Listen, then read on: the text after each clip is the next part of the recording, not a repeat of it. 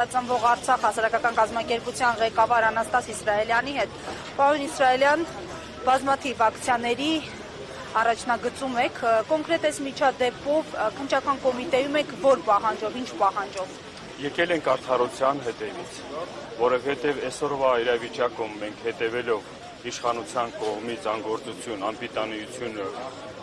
ուզում ենք հասկանանք, իրավական պաշտպանները ծառայում են մի մարդու համար, թե ծառայում են ժողովրդի համար, որովհետև այդ երեխու, այդ կերպարը, այդ հերոս երեխու, տենց ասեմ, Արցախից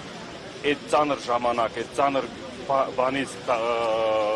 հետևանքներով եկած գոյատևելով ստեղ իրաց մի ձևի կարգավիճակը գոյատևելու համար վերցնում են այդ մարդկանց նկատմամբ մենք էլ ուրիշ ձևակերպով, ուրիշ ձևի են ուզում բացվեն։ Ասելիքս ինչ է,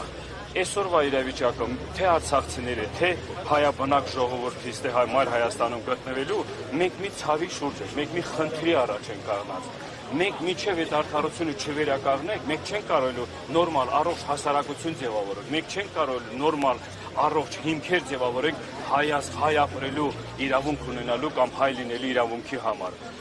Ստեղ մնալու ենք մինչև այնքան խոսքի, մինչև այդ նիգադյայները, այդ սրիկանները, ով այդ երեխու նկատմամբ ինչ որ գործողությունները, անօրեն գործողություններ են իրականացրել, չպատժվեն։ Մեկ է շենքի առաջ կանգնած, մենք պահանջում ենք, պահանջով ենք եկել ստեղ, մենք ուզում ենք տենանք երկրում օրենք աշխատում է, թե չէ։ Եթե օրենք կա, ուրեմն պետք է բոլորի համար հավասար լինի։ Եթե օրենք չկա, ուրեմն նորից եմ ասում, այս համակարգները ծառայում են մի մարդու, այն մարդու, ով Արցախը կործանել է, այն մարդու, ում օրոք այս ժողովուրդը եկել հասել են այս իրավիճակին, այս կարգավիճակին։ Շնորհակալություն, պարոն Իսրայելյան։